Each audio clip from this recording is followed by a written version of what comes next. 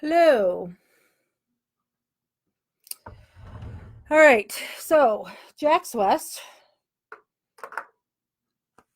not family. Don't like the Avery family, except for Dolores and Ellen.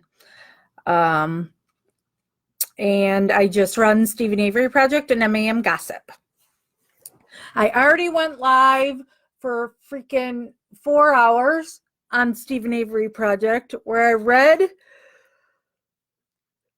the entire 150-page filing today that Kathleen Zellner filed in the Court of Appeals. We are not reading that here. I've read it once. I'm not reading it again. So we have the link posted where you can go read it for yourself, or you can replay those videos on Stephen Avery Project. So what I've done since I finished reading that for the last hour, I went through the filing again and took some notes. Why did I skip a page? So I took some notes from it with the things of importance. So I will go over those, and maybe tomorrow, not doing it today, because when I'm done with this live, I'm gonna lay on my couch and do nothing. But maybe tomorrow I'll then take the notes that I'm just going to read over with you guys, and I'll write it up so people will have that to read, where, just a breakdown of the things that I find of importance in this filing. Doesn't mean that I got them all. I'm sure I missed things, but here we go.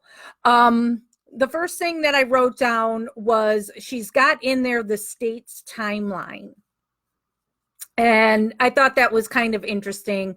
I mean, I know we know a lot of this stuff, but it's also just was nice to see it all in a timeline order there. Now, just so you know, I have horrible penmanship. So there is a chance that now when I go through to read my notes, I may not even be able to read my handwriting at points. So just bear with me. All right, so this is the timeline. According to the state, when they prosecuted Stephen on what happened on that Halloween. So at 8:12 a.m., Stephen called the Auto Trader. At 9:46 a.m., Teresa called Auto Trader. At 11:43 a.m., Teresa left a voicemail on Barb, then Yanda's voicemail. At 1:10 p.m., Teresa was at the Schmitz's, which was her first appointment of the day. So 1:10 p.m. she was there. At 2:12 p.m., she left a voicemail on the Zipper's answering machine, which has gone missing. Nobody knows where that is. At 2:24 p.m., Stephen called her using star 67. At 2:27 p.m., Teresa talks to Auto Trader and tells them she's on her way to Salvage Yard. At 2:35 p.m., Stephen calls again using star 67. At 2:32 p.m. to 2:45 p.m., Bobby claims that's when he woke up and he saw Teresa. Then he took a shower. He left at around 2:45, but he did not see Teresa. That's what he said first, after he took a shower. Then from 2:41 to 2:43, that is when Teresa's call to Teresa's phone was forwarded. And the tower at this point was, the tower is 7.8 miles away from the salvage yard. Then at 3 p.m. is when Scott Taddock said he and Bobby, he's going this way and I'm going that way. At 3:46 p.m. is when Blaine says he was home from school and he saw Stephen at his burn barrel.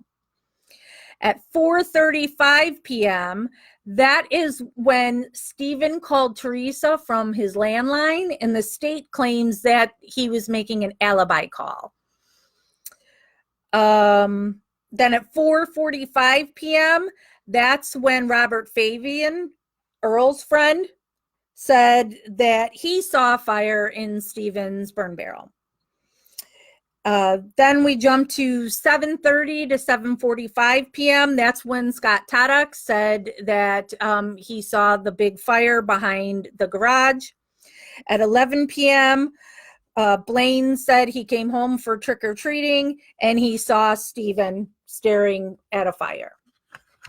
So I thought that timeline was interesting on Halloween. Then we've got some dates here. On November 5th, that's when the RAV4 was found. November 6th is when a rim was found in the burn barrel. And then underneath the rim, that's where they find Teresa's electronics. But interesting enough, there were cans and plants that were also in there that are not burned. So a plant doesn't burn, but an electronic does. On November 7th, that's when they find 5 blood drops in the RAV. On November 8th is when they find bones, a tooth, and rivets in the burn pit, the key in the trailer, and the license plate that was removed off of Teresa's vehicle and shoved in another. On November 9 is when they arrested Stephen on the gun charge. On November 15th is when they charged him with murder.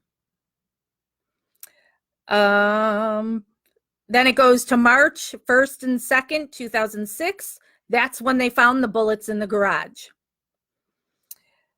And March 1st is also, it wasn't in her timeline, but that's when they got Brendan, when they said who shot her in the head. So that's how they're able to introduce a shooting, because they had Brendan claim she was shot now. March 8th, they added sexual assault, kidnapping, and false imprisonment to Stephen's charges. But then April 3rd, the whole hoodlatch swab thing happened. May 8th is when Culhane says she found Teresa on the bullet and Stephen on the hoodlatch.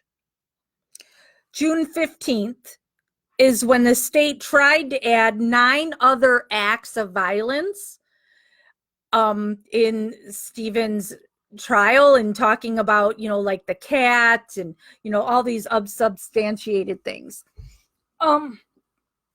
So that was on June 15th, and on September 22nd, the court ruled against that and didn't allow them to put that in.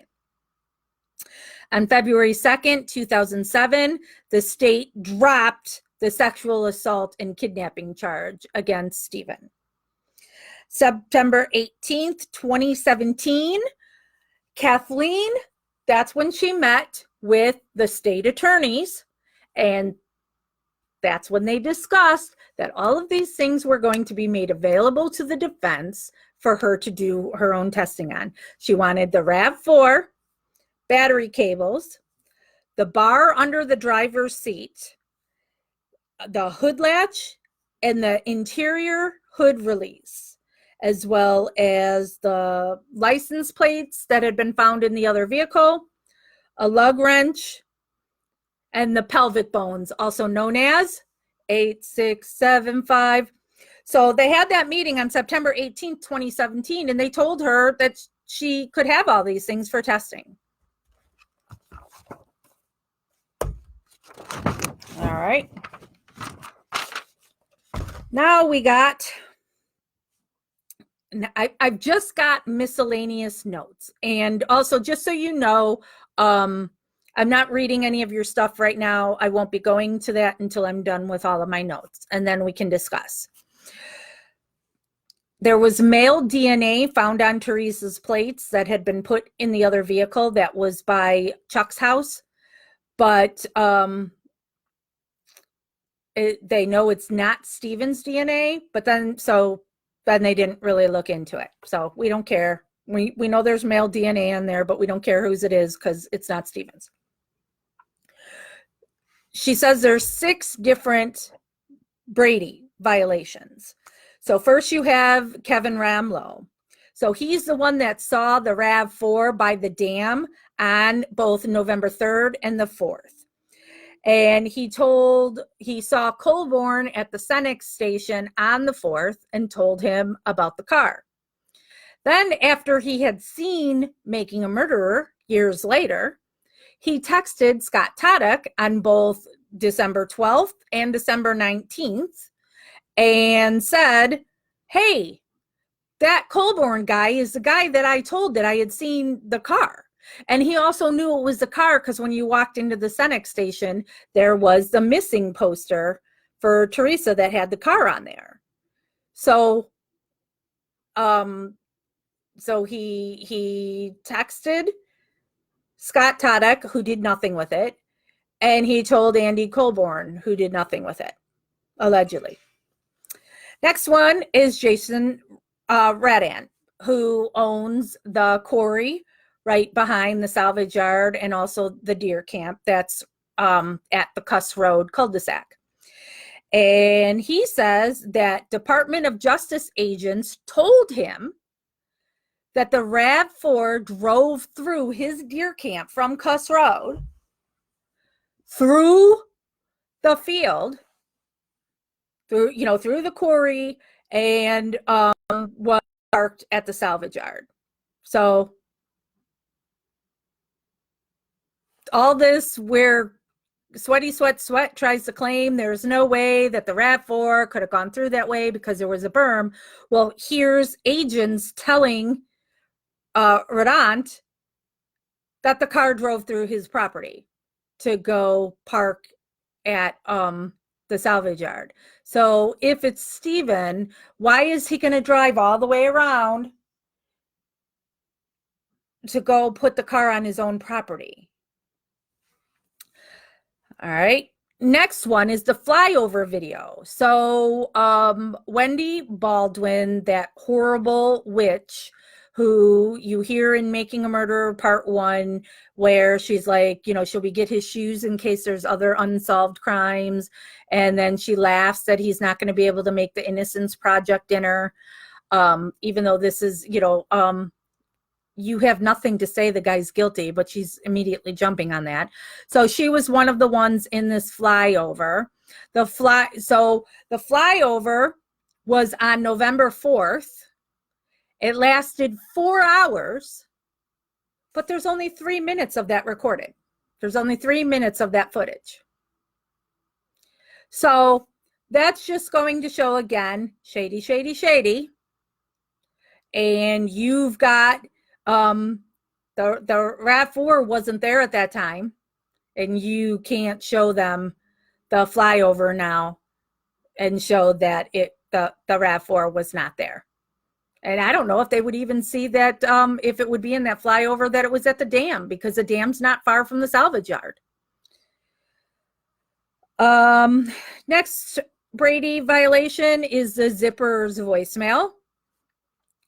So Detective Remiker, when he was there at the Zipper house to question them, they played him the voicemail that Teresa left for them. And what does that say? Oh, he listened on November 3rd. Okay, so that's when he was talking to the Zippers, was November 3rd. And they made a CD of the voicemail while they were right there on the 3rd with whatever it was that Teresa Halbach had said to the Zipperer family. And that CD has disappeared. But at the start of all of this, when law enforcement was talking about the last places Teresa had been, they had said she was at the Schmitzes, then Avery's, then Zipper's. So does this voicemail show that she left Avery's and went to Zipper's? But the CD is gone. Next Brady violation is a friend of Teresa's, Heidel. She talked to Teresa that day at 11:35 a.m. She knows Teresa was driving at that time. Teresa pulled over to the side of the road to put notes of a meeting that they were going to have or something they were going to do in her day planner. So she knows for a fact she wrote it in the day planner. Who has the day planner? Ryan Hilgas had it. How does Ryan Hilgas have her day planner that she was writing on at 11:35 a.m. on Halloween?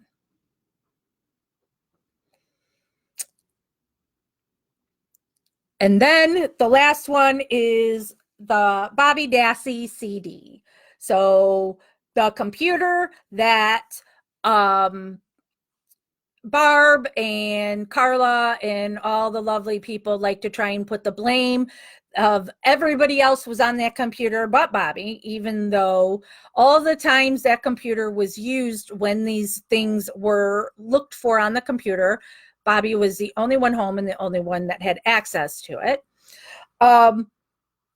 He searched a whole bunch of yucky stuff. I'll just leave it at that. We all know all of that. So there were 7 DVDs and 1 CD. And then they try to claim, oh, well, everything that was on the DVDs was also on the CD. No, it was not, and it was never given to Kathleen. So they were, again, hiding shit. The filing talks several times about ineffective assistance of counsel, and she was blaming Strang and Buting for not hiring experts. She's got affidavits from both Strang and Buting saying, you're right, we dropped the ball there and we didn't hire these experts and we should have. They talk, it talks about the groin swabs. There was no reason for them. On November 9th, they were taking groin swabs from Stephen. Okay. And then Wiegert is like, because Wiegert was there watching, perv. And then it's like, oh, wait, this doesn't call for groin swab. And so then Wiegert made a show of like he was now throwing it away, but Stephen never saw it actually go in the garbage. So it is believed they used this groin swab to spread his DNA places. They have an audio expert. When you listen to Coborn's Calling in the Plates, where you can hear somebody's in the background saying it's hers. So he's claiming he's not looking at the vehicle, but there's somebody there saying it's hers. The bookcase. There is no explanation on if he's saying if Coborn is saying that he just pushed a photo album in, which made the key drop out the back, why would it then, so you have a bookcase against the wall, that it would then, come out here around on the side of it and drop by his slippers. That makes zero sense.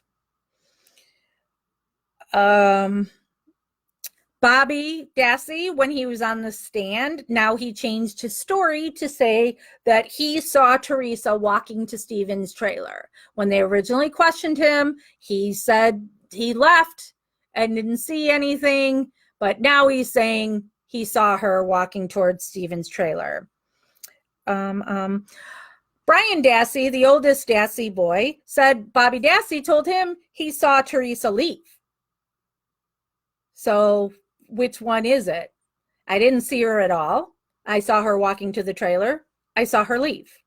Who are you going to listen to, Bobby or Brian? Hilgas, he did not tell anybody that when he was asked about his relationship with Teresa, he did not tell them that he was abusive to Teresa. He also lied and said that Teresa and Scott Blodorn, her roommate, was just a platonic relationship, but actually Teresa and Scott Blodorn were having sex. He lied about claiming that Teresa had made an insurance claim about her broken taillight, yet there was no insurance claim and the broken taillight was in the back of her vehicle. There are gaps in his phone record that just went missing, and he deleted 8 minutes and 55 seconds of Teresa's voicemails when he was just able to figure out her password to get in there. And then he had 22 unidentified calls on his phone, and he had the day planner. So some interesting things about Ryan Hilgas. Last page of notes. The blood was selectively dripped and planted into the RAV4. This was something that I don't know if she talked about before, but it stood out to me in this filing that I know they had mentioned that there were blood flakes on the carpeting underneath. But an important thing on there is there's no blood stain underneath the flakes. So how are you going to have flakes just sitting on the ground, but no staining underneath it, that it was once a liquid? Her experts show that she was not shot with the bullet because there were no bone particles on the bullets in the garage, or the casings, or whatever you call them. Stephen's DNA was planted on the key. They had him use an identical key and all this and that. And in the filing, there's all this stuff on how many milliliters of this and how many times you would have to touch it for that. But boil it all down to his DNA is planted on the key. Their experts also say the body was not burned in his fire pit. Experts show that Bobby lied about the scratch he had on his back. That was not done by a dog. Those are human fingernail scratches on his back. There is no DNA in sweat. The DNA they find on the hood latch comes from that groin swab. And then when you try to say that, well, this, you should have said this then. Well, a lot of this evidence they don't know of. They don't find out about it until after that trial. So this is evidence found after the trial. So you can't say, well, you should have said it then, because you can't say it then. You don't have it. You didn't have witnesses that came forward then, and so on. Bobby's cell phone pinged off the same tower around the same time that Teresa's the last ping came from. So Bobby was at the same place Teresa was the last time her phone registered on a cell tower.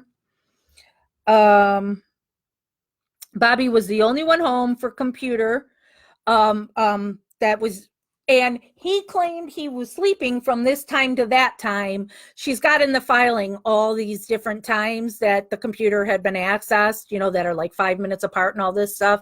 So, but it's throughout the whole time he claims he was sleeping. There's nobody else home at that time. So Bobby Dassey is the only one who would have been able to use a computer. Then when you have the phone call between when Barb was on the phone with Stephen in prison, and Scott Taddock is threatening Stephen and yelling, "Fuck Stephen." She admits to Stephen that Bobby told her that he saw Teresa leave that day. Blaine admits that he lied about the fire. Detering told Barb not to give the computer, Bobby's computer, to Zellner. The computer had mass deletions on it after Detering had it in his possession, because Barb took some doing, but she finally turned over the tower to Kathleen. So when Kathleen got it, now stuff is all gone after Detering had it. And is this my final note? Yeah, my final note is gravel pit bones equal human, but they gave to the Hallbacks. So it's in there from the state's expert, Eisenberg. She said, hold on, Christy's giving you a little. Fuck Steve Cambridge. Oh, hold on, now my microphone down. Let's do that again. Fuck Steve Cambridge.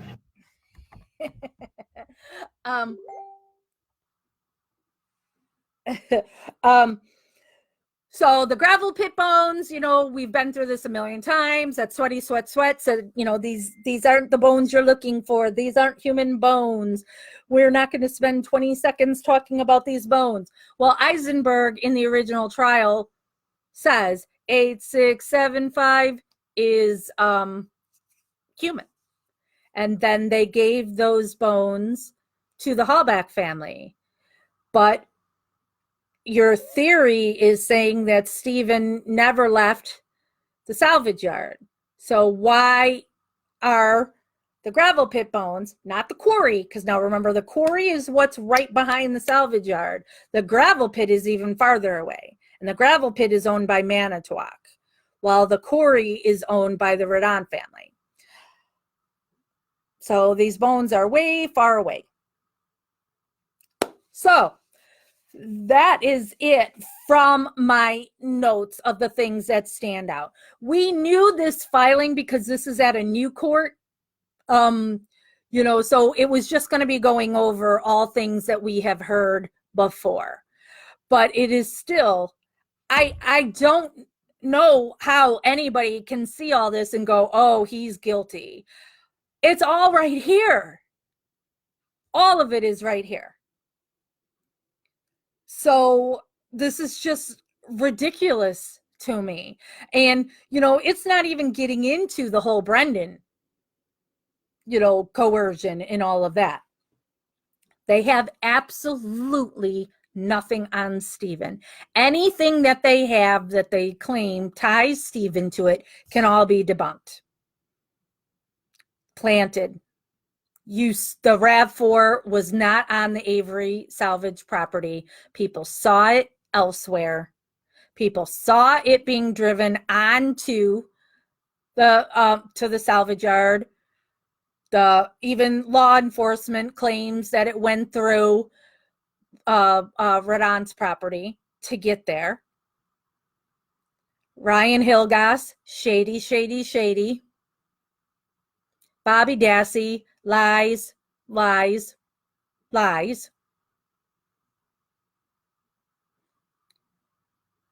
They have no motive for Stephen to do this. They can keep trying to say he's got some history. He does not. He has a history of going to prison for 18 years for something he didn't do. He has a history of being there when there are a bunch of drunken idiots and a cat gets burned in a fire.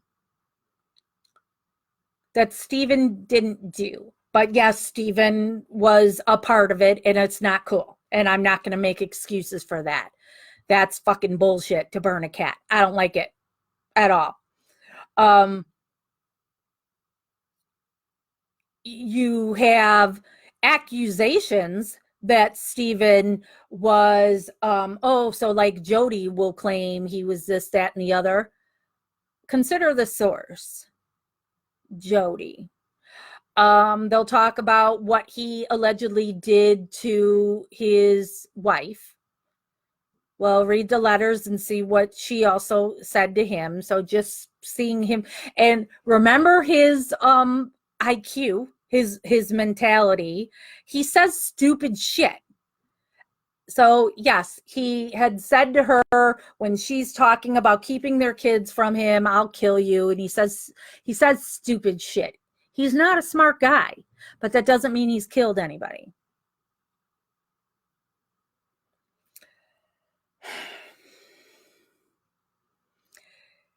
He was about to come into a lot of money. Look at him even now. When I used to talk to him on the phone and he would be so positive about things, shouldn't he be just simmering with hatred when they're trying to say that, oh, he's been planning forever while he was in for those 18 years. When he gets out, he's going to just kill some random girl. Well, now he's in prison a second time. Don't you think when I would talk to him or would visit him, I would see some of that anger? Not. He's always so positive and going, I'm innocent and I'm going to get out. There's no motive for him to kill some random chick. And if he was going to kill somebody, wouldn't it be his cousin who kicked all this off? Seriously, that he pulled the gun on after she had been going around town saying that he's having sex with his wife out in the yard while she's driving to work. So they have nothing, but you've got the thin blue line that keeps covering for one another to keep this guy in, because they don't want to admit that they let him go to prison the first time for something he didn't do.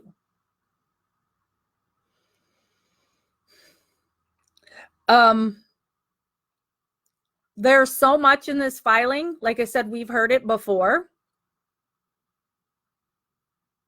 In a just world, in a fair world, they'd be opening the door and letting him out.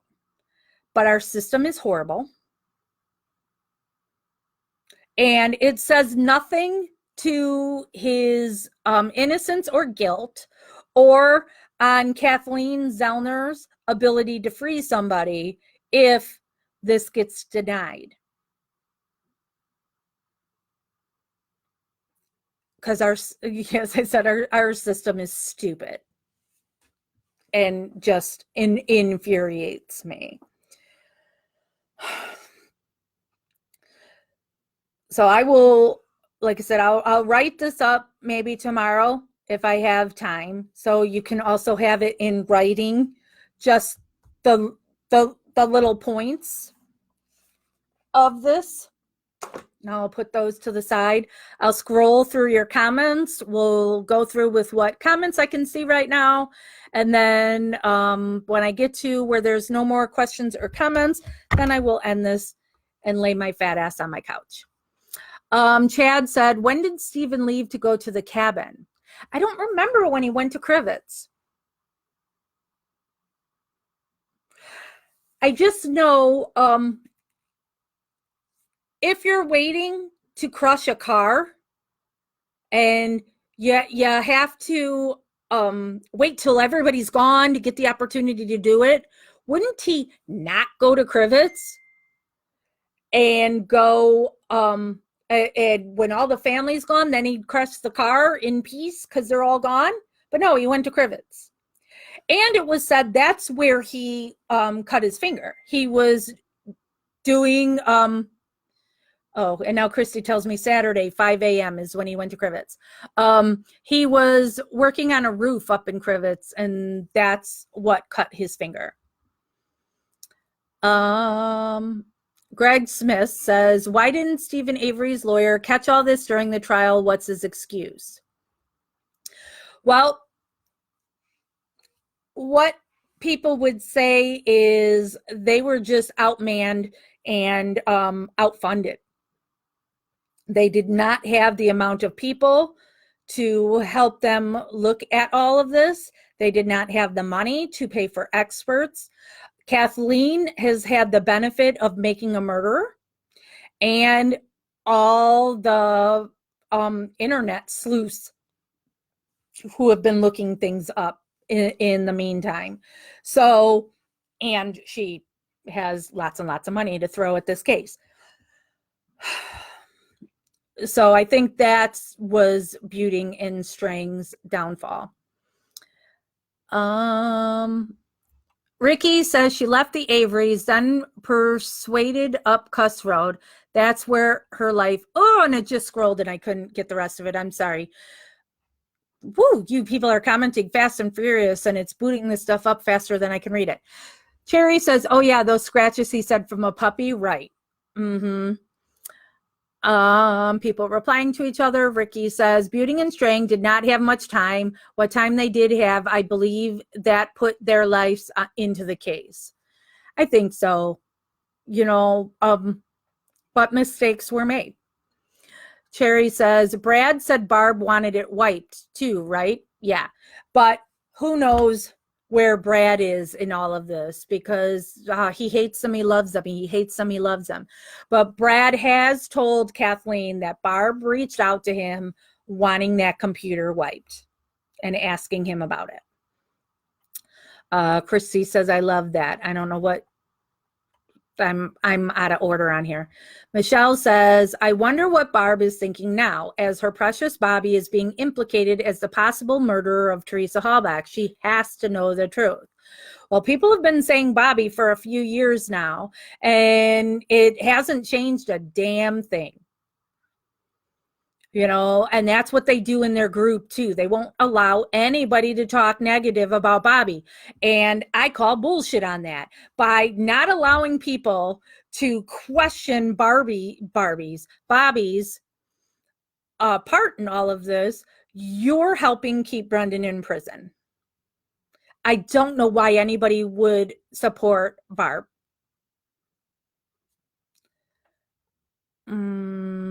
Heather says, I wasn't able to listen to any of this. Ugh. So did we learn anything new that we didn't already? Please let me know. No, Heather, there was nothing new. I mean, there's things maybe we knew and kind of forgot about and then was like, oh yeah. I think the only thing that was in there that I didn't know, but I could have just overlooked it before, is the point of the blood flakes in the RAV4, that there was no blood stain on the carpet underneath it. And there's just no way to have the blood flake, but no stain. So I thought that was interesting. Cherry says, if anyone after that doesn't think Stephen deserves a new trial, they are living with blinders on. That's at the very least, yes. It should be shown he was not given a fair trial, period. So he should get a new trial. If you're that convinced of his guilt, what's the big deal? Heather says, didn't Blaine see Bobby driving the RAV4? Yes. So Kathleen has had that in a prior filing, but she doesn't mention it now. So I don't know if that turned out to, because it didn't say that Blaine saw Bobby driving the RAV4, that he just saw him driving a vehicle of that color, I believed it said. So maybe that was debunked and that's why it wasn't in here. I don't know. Cherry says, disgusting as we are learning, not all law enforcement are good guys. There are corrupt law enforcement, been exposed often nowadays. Yep. Christy is bitching about some dumb drunk bitch. I don't know which dumb drunk bitch you're talking about. Oh, IQ. Cherry says, I don't agree with Cat incident, but if that's why they think he's guilty, then why not the others a part of that Cat incident guilty of murdering Teresa Halbach? Yeah, right?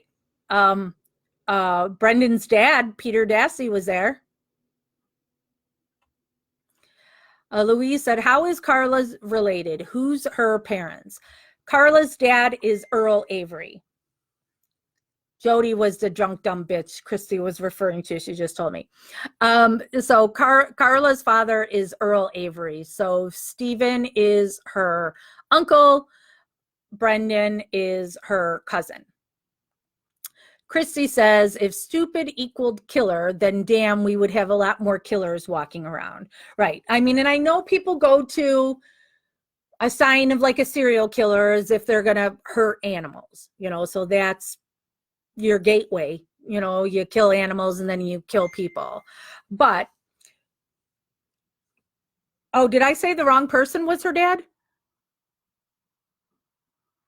Chuck is her father. Yeah. Did I say Earl? I have Earl on the brain because of reading the stuff yesterday if I said Earl. But just because somebody kills an animal, it doesn't mean they're going to kill people. Look at all the hunters. Do they necessarily go and kill people? I would never go kill an animal for any reason, not hunting, not anything. But because somebody goes and hunts, it doesn't mean they're going to go kill people. Christy says, I keep saying Earl. Yeah. Chuck Avery is Carla's father, not Earl. We just did a live yesterday where I read all my messages that when Earl was calling me names and such. So sorry if I'm screwing up their names. What did I just get sent now? Oh, so Kathleen tweeted, making a murderer, Stephen Avery's attorney asks appeal court for new trial. We are thrilled to have Stephen's brief filed, and we look forward to the first unbiased, fair, and competent review of these issues. And a link to a WBAY.com article on it. Cherry says, he probably said in jail he was going to kill his wife in anger with what she's doing, but that doesn't mean she killed Teresa. Correct. And that's something that Sweaty Sweat was trying to do. He was trying to bring in stuff like that to make that be proof that he would then kill a woman. Christy says, fingernails too long for typing, LOL. Benjamin says, great job. I think you did a fantastic job deciphering this brief.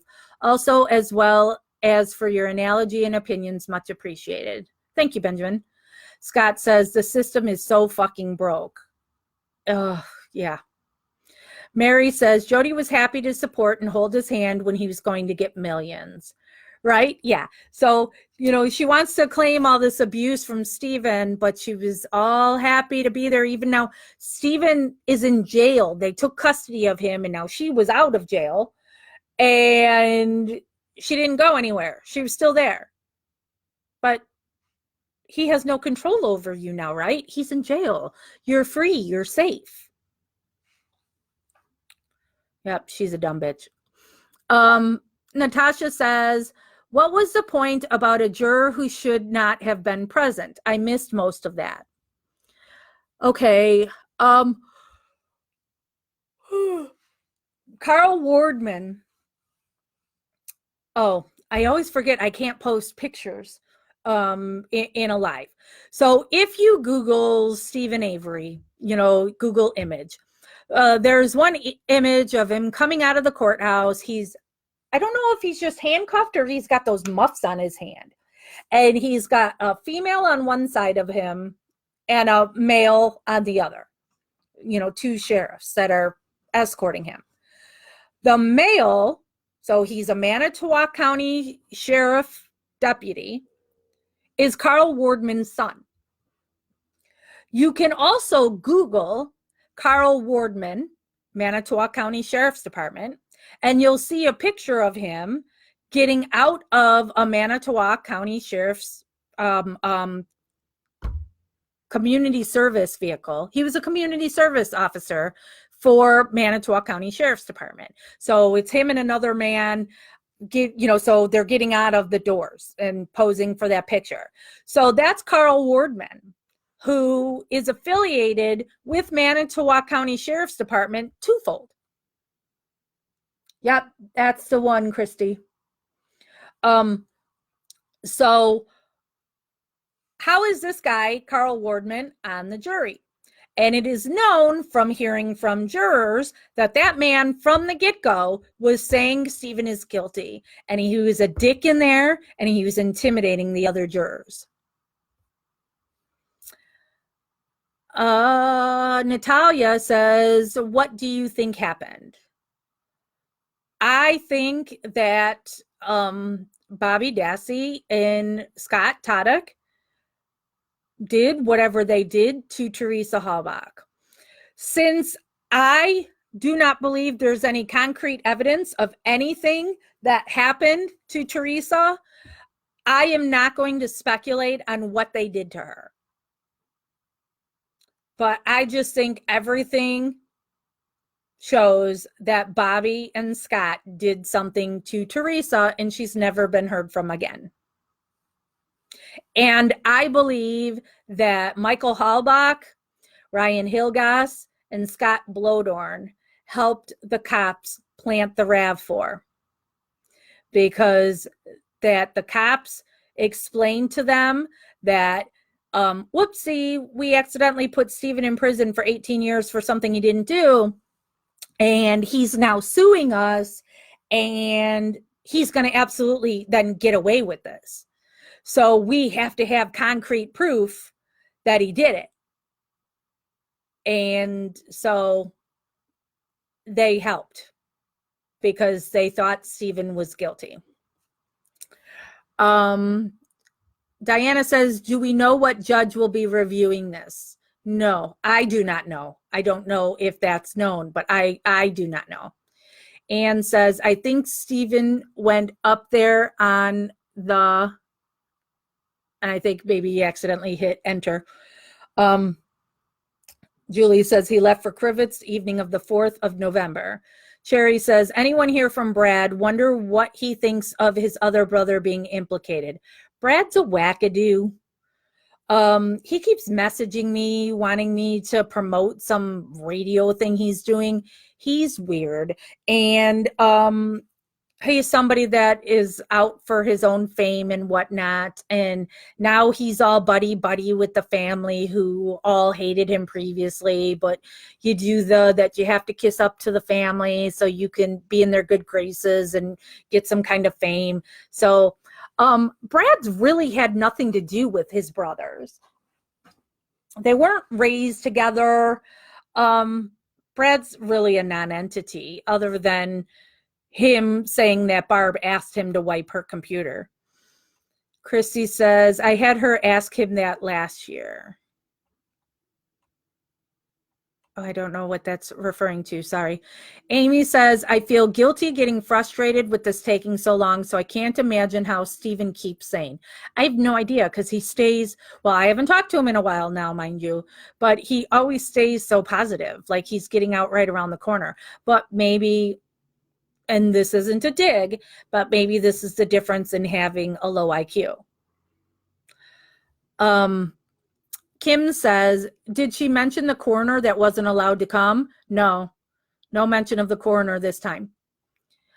Anne says, I thought it was either Thursday or Friday, maybe not Thursday. Now I think of it as it was Menard's evening. Yeah, it was him and one of the brothers were going to Menard's. And I know that was mentioned to Bobby too about going to Menard's.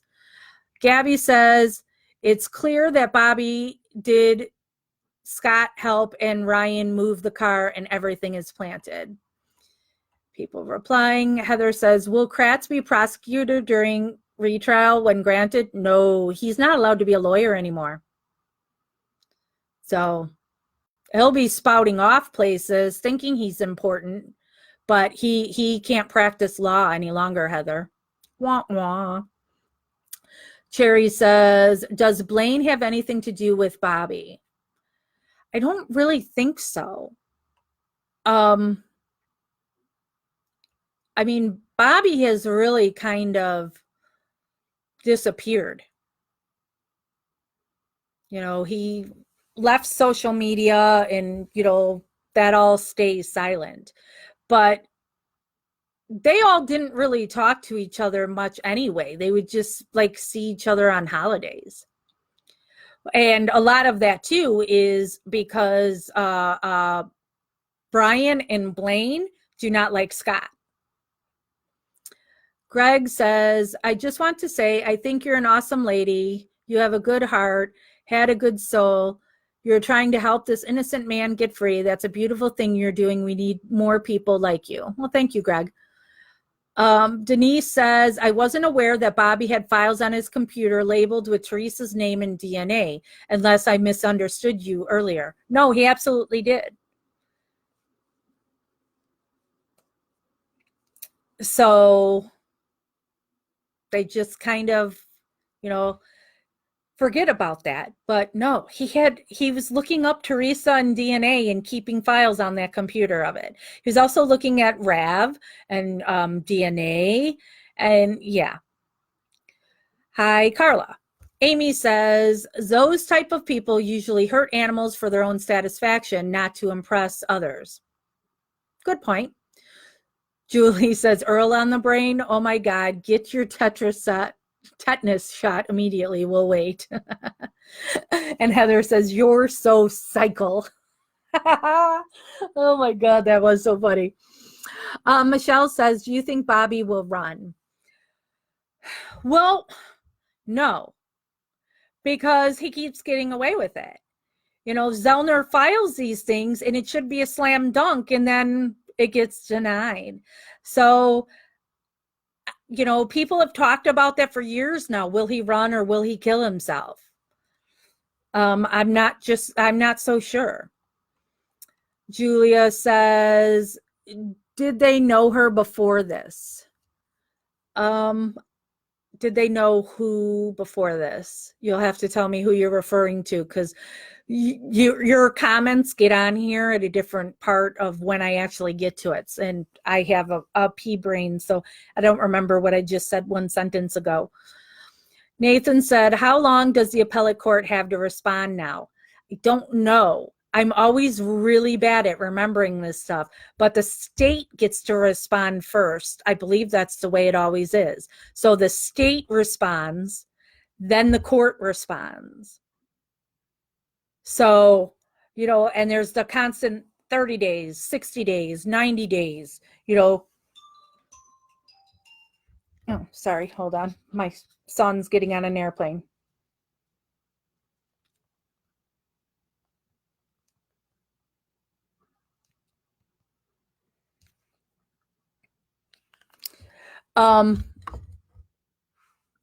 So I'm not sure. So we need somebody who doesn't pretend to be a lawyer. Oh, here's Christy. Christy is pretending to be a lawyer. State has 30 days, then KZ 50 days, then court. No limit with them. All right. So the state has 30 days to respond. Then Kathleen's got 50 days, and then there's no time limit for the court. Thank you, Christy, who's basically a lawyer. Petra says, please save this video. I really want to watch it later, but it's like 1 a.m. over here and I need to go to bed. Yeah, the videos all stay up unless I say something I shouldn't have said. Or I'm trying to annoy the family who wants to watch the video and then it's gone and they can't get it later. Kathy says, Bobby looks guilty to me, but why would the cops plant so much evidence? That main detective sounds so shady. Well, because of $36 million. They need to make sure Stephen cannot sue them any longer. That case goes bye-bye. So that's why they're planting so much. They need to make sure that he goes away. Kathy said, and boyfriend is shady too. What did they all have to gain? Well, like I said earlier, is I believe that the boyfriend and the roommate who also had sex with Teresa regularly and her brother all thought that Stephen was guilty because law enforcement told them that he's guilty. And back then I would have believed law enforcement too. Why would they lie to me? And so law enforcement was saying, we have this lawsuit, and because he's suing us, we may not be able to get him for this. We don't have anything. And so they helped get the car back there. And there you go. Michelle says, is Kratz really immune to prosecution? He's not immune. The state would have to do it, and chances are the state won't do that. Gabby said, do you think Bobby will ever be charged with the murder of Teresa? No, I can't give an answer on that because our system is so screwed. Should he be? Yes. Will he be? No idea. I'd love him to be, but I don't expect him to. Maureen says, hi, Jax. What do you think of his chances? Smart people would say his chances are excellent. It's all right there in the brief. If nothing else, bottom line, he should be getting a new trial. It has been shown that he was not given a fair trial and that there is evidence since his trial that points to his innocence. There is evidence proving that the state has tampered with evidence. So I think his chances should be 100%. But again, our system is horrible. So it should never get to this point to begin with. So I can't give you what I think chances are because it's also stupid. He shouldn't be there. Paula says, does anyone know if integration videos of persons who testified are available via FOIA request? I would like to know if suggestive interrogation techniques that were used on Brendan were used on Kayla, Bobby, or Scott.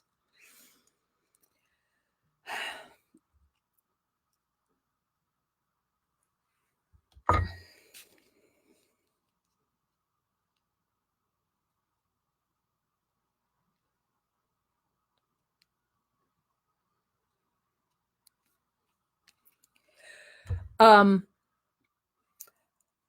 I was friends with Scott and when I met Brian Dassey, they both told me that the techniques that were done to Brendan were used on them as well. Brian told me they kept suggesting things to him, but see, he's not low IQ. So he didn't take the bait.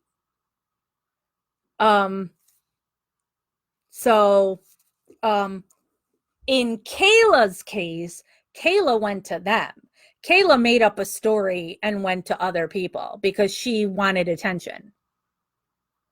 And then she admitted later what she did. Then as far as FOIA requests, you should ask like Carol Ann Fitzgerald. I don't know anything on FOIA, but she should be able to answer that for you. Jeff said, what did you make of KZ outright accusing Wiegert and Fassbender of an illegal plan? Is she putting herself in some kind of bad position doing this? I don't think so, because that's like her role is to, fire these shots. And there is stuff there that's showing what the hell were Wiegert and Fassbender doing? Watching what they did to Brendan. It's right there. Natalie says it only takes one of them to talk. I know. I keep hoping for Scott Blodorn. I would think he would be the easiest one to crack. Julia says, did Bobby and Scott know Teresa before she was murdered? Well, here's what Stephen told me. And I think this was and this isn't an exclusive because I think it was in one of Kathleen's filings as well. He said Bobby would comment all the time because in this filing, Kathleen has listed all the times prior that year that Teresa had been to the salvage yard to take pictures of cars that they had for sale there. And so Stephen said Bobby would know every time that girl was there. And then he would tease Stephen and go, oh, your girlfriend's coming here. And so he was always aware of when Teresa Halbach was coming to the salvage yard. So kind of like Bobby was obsessing over this woman. Julie says the state has till November 13 to respond. Thank you very much. And somebody make sure you remind me of that because numbers. Anne said, I would definitely put Kratz on a watch list for suicide if the Court of Appeals gives this the attention it deserves. We're talking serious exposure for a narcissist. It's like death. Well, he's got his daughter's sister bride, so maybe that will prevent him because he's got that gross woman. Christy says, I took the other one's place thinking I am a lawyer. Chad said, law enforcement had to protect their legacy and pensions. And as Kathy says, good points. Greg says, hey, who's the one who started all this? Like, which detective, which officer? Was it the mayor? Was it the chief of police, the sheriff? Who actually, do you think, put this together and say, let's put Stephen Avery in prison? I don't remember all the other ones' names. So there's James Lenk. Who are the other ones' names? But it's all the people that were being depositioned, Greg. What is his name? I can't remember his name right now. Maybe somebody else will post it while I'm sitting here thinking. But you can look up who had been depositioned already. Sheriff Poggle, right? That's one. So those are the ones. And that the others just fall into line because thin blue line. And then I believe there's a lot of law enforcement who thought Stephen was guilty. You know, so it wasn't them. I don't think they thought they were framing an innocent man. They thought they were framing a guilty man. And Christy chimes in with Peterson and Vogel. There you go. Oh, wait, Poggle. Yeah.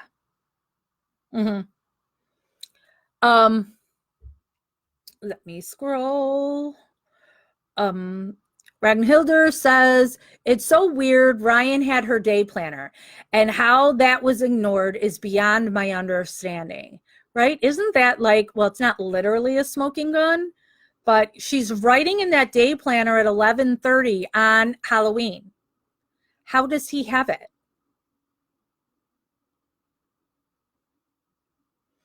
And I know they claimed Sweaty Sweat Sweat said something about, oh no, it came off of her computer thing. No, because you have that girl saying she was talking to her on the phone and she knows that that Teresa was driving and she pulled over to write in her day planner. So that wouldn't be on her computer at home. Jillian said there were constitutional violations and that alone should warrant a new trial. Hear, hear. Michelle says, just want to say thanks, Jax, for your ever important updates. You always do a great job. Stay safe. Love from Southampton, UK. Well, thank you, Michelle. Julia says, all you guys are so smart. I have to have this broken down for me to understand. Oh, I am not smart in the least, Julia. I get so confused by all of this myself. So I totally understand. Louise says, have you seen the Simpsons clip? Which Simpsons clip? Julie says, I'd love Hawkins to spill the beans. And Hawkins is the one also, right, that signed out the bones to the Hallback family. So, yeah, that Hawkins dude knows a few things. Kathy says, if this is a cover-up because of the money, it goes higher up than Fassbender. Gabby says, why won't Bobby talk to KZ? Because he's a killer and he knows she'll get him. Tori says, Julia, I understand. If some don't know the setup on law, it can be difficult to keep up with. Jillian, daughter, sister, bride. And I can't take credit for that. Somebody else said that first. Sandra Morris, says Heather. And Dvorak, yeah. Kusarik. Peterson, Colburn, Kusarik. Michelle says, Kusarik, don't know how to spell his name, but I'm sure you get the idea. Cush, says Shelley. Nathan says, Peterson, Poggle, Colborn, Lenk. Jeff says Peterson. Christina says, maybe it was the guy who came out of retirement to run the show. He may have led the frame up. Maureen says, will KZ ever get the car for evidence? I don't know if it still exists, honestly. You know, they are so set on keeping that away from Kathleen, even though there was the agreement to give it to her. So, I don't know if it's still around, Maureen. Christy says, call records verified that Teresa did have the phone call with that woman on the 31st when she wrote in her planner. Paula says, just a thought, is it possible that the older brother is involved in the planting of the RAV4 on the property, asking Steve to go to the store with him to get him off the property and out of his house? He didn't go out with Steve to investigate the lights Steve saw. If somewhere down the line something comes up saying Chuck and or Earl were involved in a cover-up on this, I wouldn't be shocked. They hate Stephen. They want Stephen out of the picture because they do not want to split the salvage yard with him. And they both have shady pasts of things that they have done. So if they were helping on the cover-up on this, I would not be shocked in the slightest. Ragnhilder says, the car thing bothers me. Like, what's the reason KZ won't have access to it? Why? Right? Curious minds want to know. Julie says, Hawkins in control of the evidence and was told to do the hood latch swab for Liegert. Jeff says, Bushman out of retirement. There you go. Yeah, I forget all these people's names. Oh, I'm down at the bottom. Nathan said Earl. All right, so I'm at the bottom of all of this mess. So we'll see if this latest filing gets anybody to come out. Jeff says, Kusurik deposition scheduled for 10th and Vogel in another week. Heather says, don't get strange. I got a shirt that says that. Chad says, I read somewhere the RAV4 may have been sold and went to Georgia. Wouldn't be shocked. Natalie says, how can there be this many twisted people in one place? Insane. Yeah.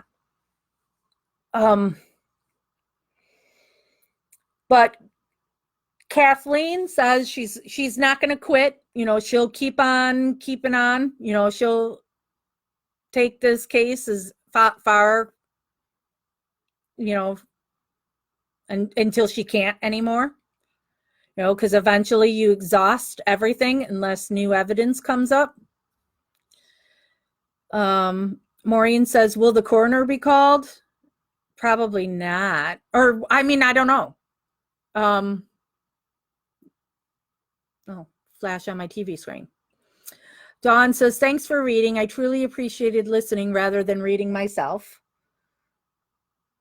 Well, good, you know, because sometimes I'm like, okay, because I'm reading this stuff forever, and it's like, do people truly, really care about this, you know, or am I just annoying people? So we'll just wait it out. We've got till mid-November till we'll hear a response. And as soon as there is a response, you know that we'll get it out there as soon as we get it. And we'll keep following what comes out there and post the links to whatever we find. Scrolling. Christy says, who is Bushman? Drawing a blank. Thought Dietering was the one out of retirement. Dietering was out of retirement recently. Bushman was back then. Maureen says, you're doing a great job for us. Well, thank you. Natalie says, it's clearer to me after this chat. Jordy says, I enjoyed hearing you read it. It was nice to listen so I could do other things today. Thank you. Well, you're welcome, because I wasn't able to do the things I needed to do today. Jeff says, Bushman is the one who arrested Stephen in '85. Aha. Thank you very much, Jeff. So we'll have till mid-November before we hear anything from a court. I mean, they could say something quicker. They have before when they're so quick to no. You know, it just tells you that they're really not putting any consideration into this at all. They're not really looking at the facts if they're able to so quickly say, nope, denial. Tina says, love to hear it read that way. I can continue to work. I greatly appreciate it. Great. Kathy says, if her brief doesn't get a mistrial or an exoneration, something is really wrong. It is incredible. I mean, it lays it all out. And it is not her job to say who killed Teresa, the who, where, why, how. That's not her job. Her job is just to prove that Stephen did not. And she has to show that there are other people that should have been looked at and weren't. So I know guilters or crats and people will say, oh, look, she's saying Ryan Hilgas. Oh, look, was it Ryan or was it Bobby or was it this? She's just showing you there's multiple people that there are reasonable theories about that they should have been looked at. They should have been questioned more deeply and weren't. And just by the stuff she says about Ryan Hilgas, that's not saying she thinks that he's the killer. It's saying he's involved in some way, like planting the car. Denise says, did you finish reading 100 to 150 from today? Yes, that is posted on Stephen Avery Project. Well, first I started reading it, Denise, and then my internet went out, which I've since learned that Comcast is like upgrading stuff. And so I guess our internet is supposed to be spotty for the next day. So I'd only read like 4 pages and then my internet went out. And so then I had to start a third one that was like page 105 to 150. So you'll be able to find that on Stephen Avery Project. And the link was posted in here in Gossip too. So you can find it in here too. Maureen says, he also has the funeral parlor. Who are you referring to, Maureen?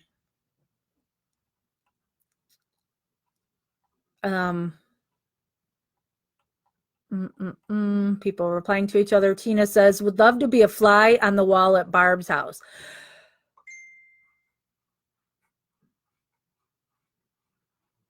The thing about Barb's house would be all this stuff has been said before. So they've heard this before and they're able to just go, well, we're just going to ignore it. We love Bobby and Scott and they're innocent. Well, and for Barb would be, why are people doing this to me? She always whines about herself. Why do you want to hurt me? Why does Kathleen want to hurt me? Kathleen's not trying to hurt you, Barb. She's trying to free your brother. Should have nothing to do with you, right? You should be happy she's trying to free your brother, right?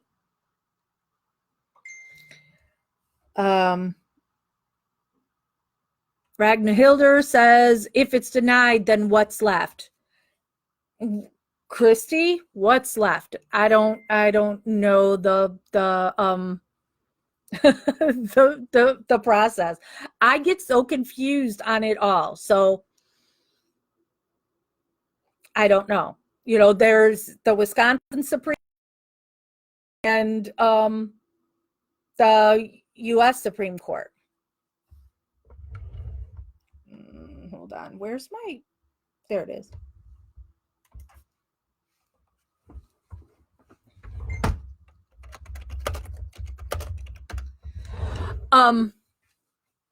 Paula says, I hope he gets a new trial so that new testimony exposes more in evidence. Yeah. I mean, holy cow. If this gets a new trial, it's going to be huge. You know, can you imagine the attention and the press and everything that's going to be there? Maureen says Bushman.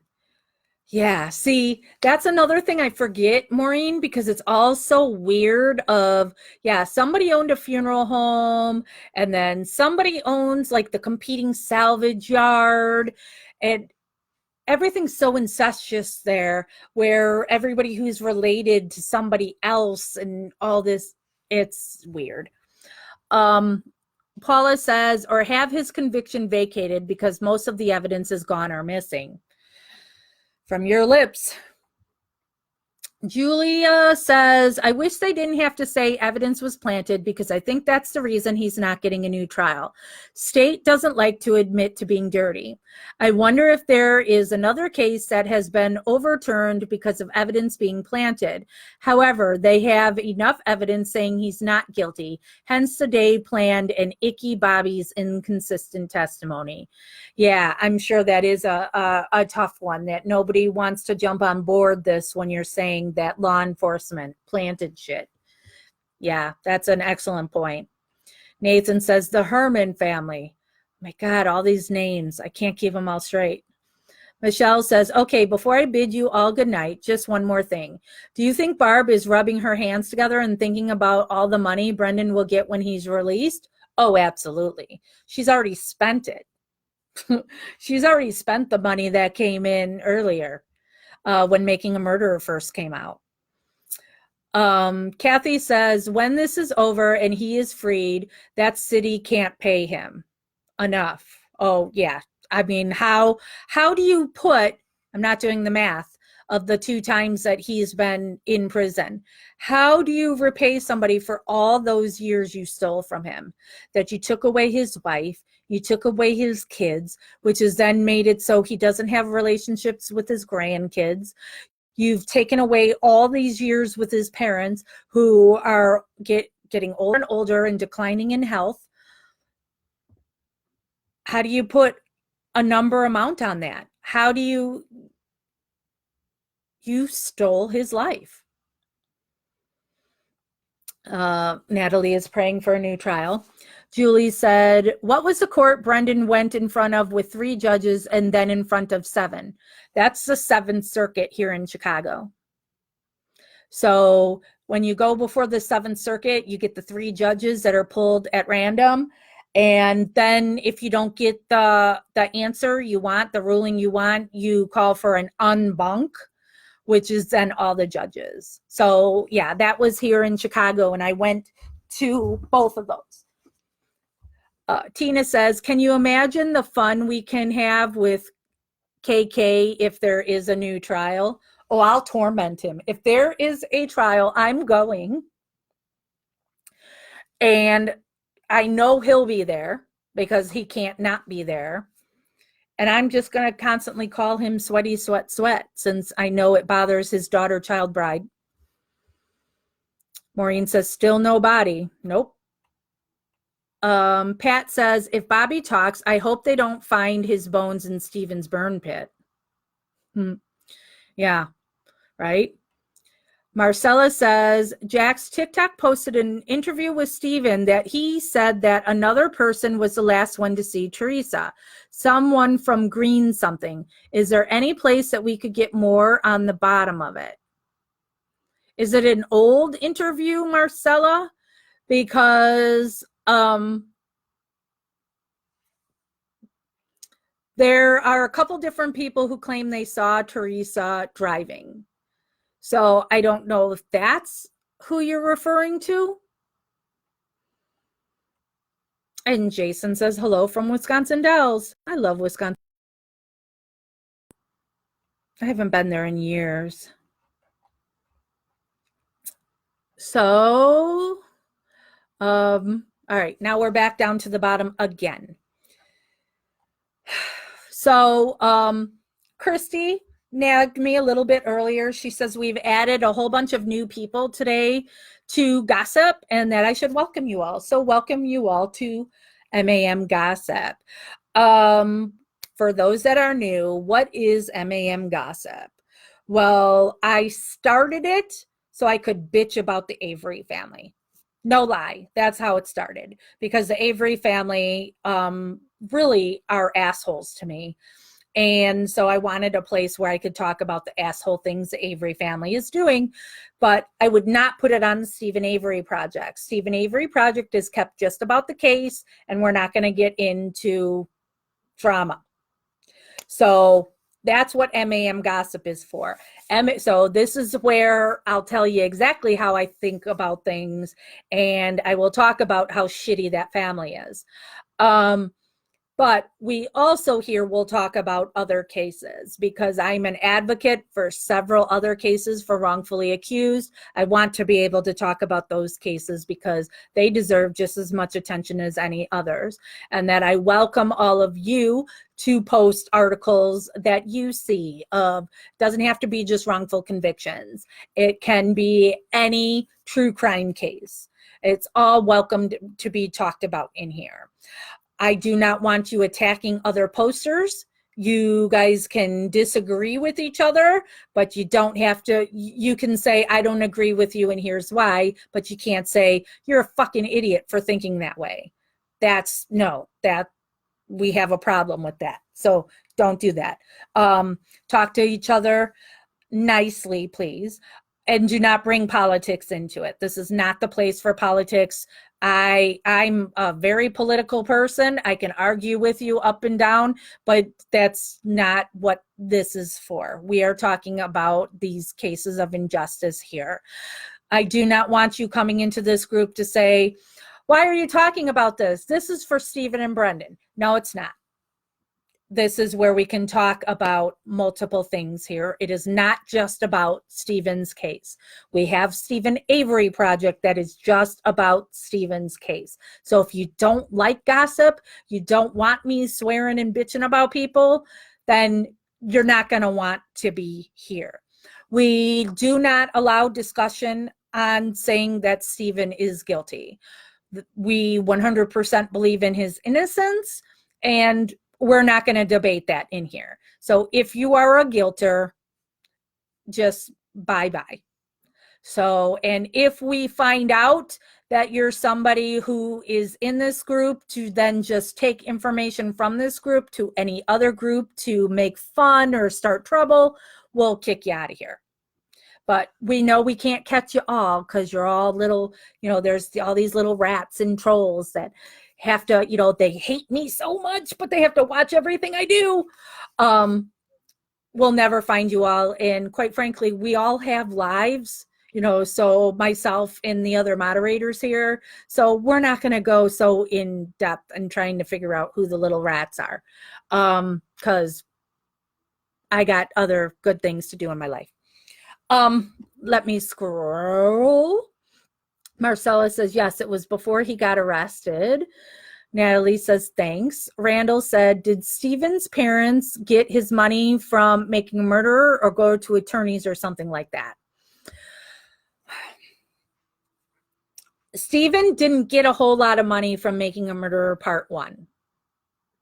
That money got put in an account that his mother oversees. The deal he has set up for Making a Murderer 2, he gets a considerable amount of money, but he does not get it until his release. So that's what I'll tell you about that. Laura says, what do you think TikTok will reveal who they are, or do you know who it is? I've been told at some time who TikTok is. I don't do Twitter. And so it doesn't really matter to me. And I'm also somebody who, I'm not going to hide behind a fake name or whatever. So,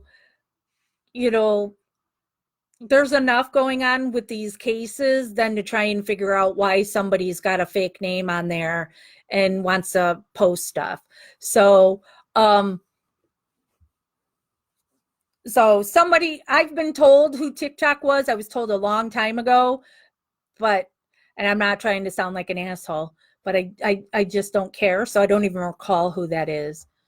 Kathy says, thanks for including me. Well, thanks for being here. Julie says, KZ kicked ass with that filing. Oh, no doubt. Christy says, we love gossip. Ragnhilder says, were there any family members on MAM gossip? No. This MAM gossip got started. Wait, Earl might have been in here. Was Earl in here? Trying to remember. Okay, I think Earl was in here, and so was Kayla and Brad. So they've been in here. And I don't know if Kayla is currently still in here. Kayla does, she quits the groups and comes back in, just like Brad does. Brad's not in here currently. And I kicked Earl out, I believe. But I started this group after when I learned the real family. Okay, Christy says, yes, we kicked Earl out after he kicked Christy out of the after Carla kicked Christy out of her group. We kicked Earl out of this group. A little tit for tat, I guess. Maureen says, will you go back and see Stephen if he puts you on the list? Yep. Stephen talked to me, then was mad at me, and I didn't hear from him forever. And then talked to me and put me on his list, and now he's mad at me. If he comes back to me again, I will say to him the exact same thing I said to him when he came back the last time. When you're told shit about me, you should come and talk to me about it first before getting all pissed off, because you know what those people are capable of.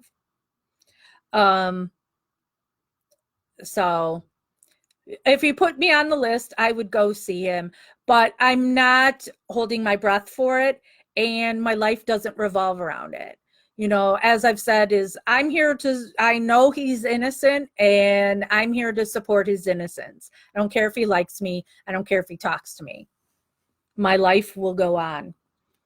Christy says, I find out all. I will find you and get you out.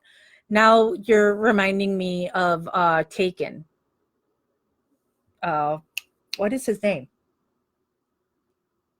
What is his name from the Taken movies?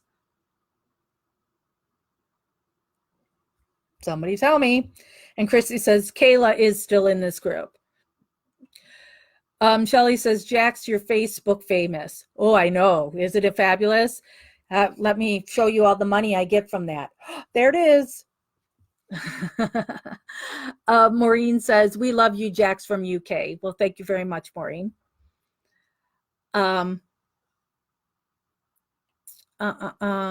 Julie says, Earl and Kayla. Randall says, is there a lot of animosity in the family? Have Brendan and Stephen talked at all?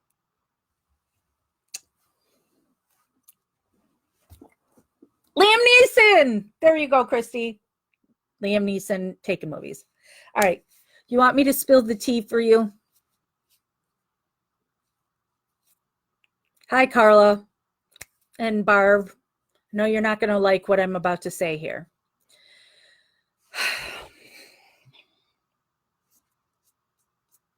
Brendan and Stephen don't like each other. Stephen blames Brendan for him being in prison because he just thinks Brendan should have kept his mouth shut. Brendan doesn't like Stephen because he's got his mom and people telling him that Stephen is a piece of shit. So they don't like each other. They don't correspond. They have nothing to do with one another. Most of that family do not like one another. They have gone through a million things of I hate you, and now we'll hang out, and now I hate you, and now we'll hang out. I mean, like the first time I was going to the salvage yard and I was going to meet Carla, Carla told me I needed to text her right when I got there because she's not allowed on salvage yard property. So she couldn't, so her dad lives there and she's not allowed on the property. So I had to just, so she couldn't be there in advance of me getting there because she's not allowed on the property. I know from my visits with Dolores does not like Barb and Dolores does not like Carla.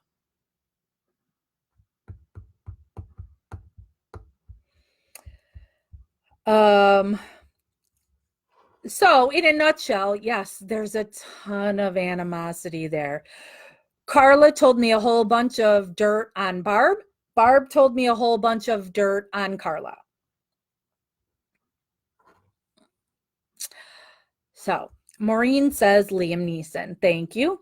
And there's a whole bunch of people. Liam Neeson. Yep, it is Liam Neeson.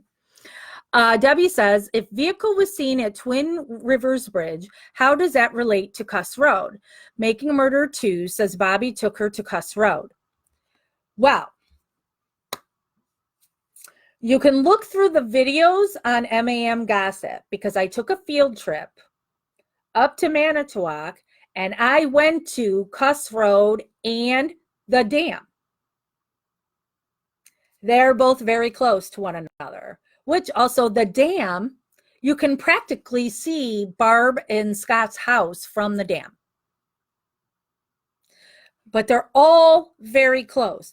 As the crow flies, very close. You've got to take roads around the farmland to get to it, but that's still pretty close. So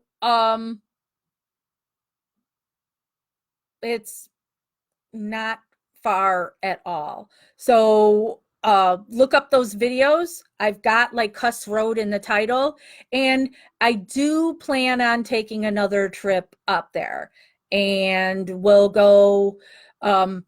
Maybe I won't go live because what happened the last time, well, it wouldn't matter if I was live because they got the video since they've got their spies in here later that they then used to go after me for trespassing because I wanted to walk through the deer camp. I had to show you. So we were parked on Cuss Road at the cul-de-sac. And so then I walked down the road. It's not a paved road. It's just in the middle of the woods that is going to the deer camp. There were no signs, by the way, that said no trespassing. So I would guess if I had wanted to fight this, I could have. But so I wanted to show you because if you look at Kathleen Zellner's video, she's saying in the recreation that Teresa Halbach was buried on that road near, off to the side of that road for a period of time that's leading to the deer camp. But the thing that I wanted to show you is then I walked all the way to the deer camp and then I went up on the berm there to show you how you can see the salvage yard from there and how close that was as the crow flies. So also if somebody was then going to leave the car over there on Cuss Road, how they could just cross through the quarry and the salvage yard and get back to the trailers in such a quick period of time. So, and the dam is right there too. So you can look up those videos, and I am not a good technology person, internet person, all that, but I know that if I wanted to look at a video like on my iPad, if I want to look at videos, Facebook Lives, if I'm on the browser, I can't, it doesn't give me access to Facebook Lives. But if I go through the Facebook app, then it's there. So I think that's a confusion we get here sometimes when people are like, where's the live? I can't find it. I think it depends on how you're accessing Facebook and whether or not you can see the videos or not. But you can go into the videos from here. There's a lot that are posted in here from my trip up to Manitowoc. And we'll take a trip up there again when I got a minute. Billy Joe says the gunshots that supposedly killed Teresa in the garage. Did anyone call the PD to say they heard gunshots? Nope. And this was happening on a Monday afternoon at an open business. Yet nobody heard any shots. There's people telling me Liam Neeson. Julia says, why is Steven mad at you? Because Carla and Sandy have told Steven that I was talking shit about his mom. Steven's mom's washer and dryer broke, and Carla had these GoFundMes to try and get a new washer dryer for Dolores. And I told people, because I'll tell you it now, and I'll tell you it tomorrow, and I'll tell you a year from now. Anything that says money is going anywhere near Carla Chase's hands, no, do not give it money. That's not me talking shit about Dolores. That's me talking shit about Carla, because Carla steals money, and I know she does because I've witnessed it. I have no problem with people wanting to help Dolores get a washer and dryer. Give the money to Dolores directly, or buy it for her and have it delivered to her house. Do not donate money anywhere that goes through Carla. But Sandy, who's very insecure about things too, that she wants to, she wants Steven to like her best, lied to him and told him that I'm talking shit about Dolores. Didn't happen. And instead of Steven asking me about it, he just listened. And I haven't heard from him since. So I'm assuming that's what happened there. Natalie says, dish the dirt. Laura says, I can't remember. Are Barb and Carla sisters or aunt and niece? Aunt and niece. Randall says, is there more than 2 MAM in the making? Nothing's being filmed currently, but it's going to have to happen. There's still a lot of stuff happening with this case, and Making a Murderer has been a success. So there's no reason they wouldn't do it again. Maureen says, how come Scott got that house? It had something to do with Uyghurs. That's Christy's domain. She researched that house pretty thoroughly. So Christy can fill you in all about the house that Scott and Barb bought. Shelley says, don't trespass. Yeah, I know. Kathy says, who is Brad Dassey? Is he related? Saw he has a radio show. And Christy's already responded to that.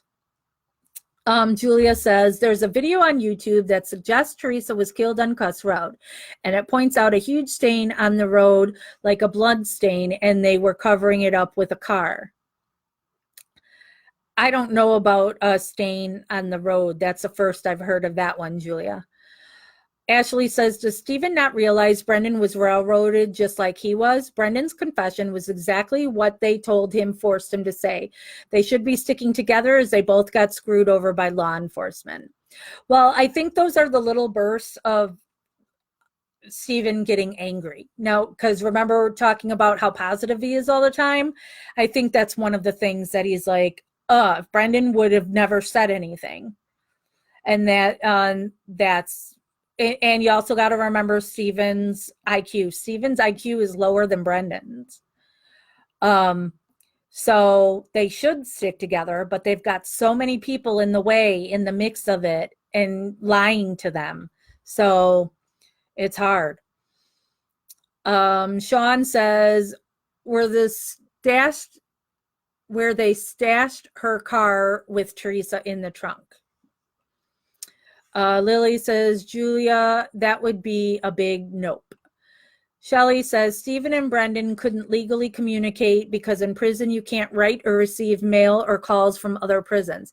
Well, Shelley, when I visited Steven, he told me he was considering writing to Brendan. So I guess he can write, unless Steven is wrong on that. But that's what he said to me, that he does consider writing to Brendan. But he's not sure if he should or if Brendan would read it. Natasha says, hearing gunshots is an everyday thing in the country. We'd always just figure someone was out hunting and go about our business, nothing to report. Well, that's a good point, especially when everybody else around the salvage yard talked about that they were, driving golf carts around shooting at things. All right. Now I'm down to the bottom again. So, all right, I have been on a total of 5, going on 6 hours that I've been on here talking. So I want to get off of here and change into pajamas and just lay on the couch and stare at the TV. And I have to be up early and be somewhere at 6:30 in the morning. Okay, wait. Few more just came in. Shelly says, in Arkansas, it's against the rules. Now they find ways. Send it to someone else, then they send it on. Okay, yeah, I can see that. Randall says, has anyone from the prison system ever bitched about fan mail or anything like that going to prisons? A lot of prisoners write each other, send it to outside, then back inside. Yeah. Yeah, I know there's tricks to be had on how to do things in the prison. Oh, Chrissy says a lot of fucking hours. Yeah. Ragnar Hilder says good night. So, yep, it is now 6:41 p.m. my time. So I am getting off here. Thank you, everyone who has joined me for all these hours of discussion of the filing. Please feel free to share links, like I said, to other cases in here. We welcome them in MAM Gossip. Stephen Avery Project remains only about Stephen. So the next live, I don't know when the next live about Stephen will be in here. I'm supposed to be setting up a live with Tammy from Words Matter Publishing so we could talk about another case that I advocate for, Marnie Yang, that we just filed for her 2 weeks ago in a press conference. And I have to respond to the Chicago Tribune wants to interview me on Friday about that case. So I have to finalize that. So, but I wouldn't be going live here in Gossip. I'll be going live in the WMP Citizen Investigators with Tammy on that. She's just waiting for me to give her a day that I'd be available to do it. So, all right. I'm officially gone. Good night, everyone. Thanks for hanging around.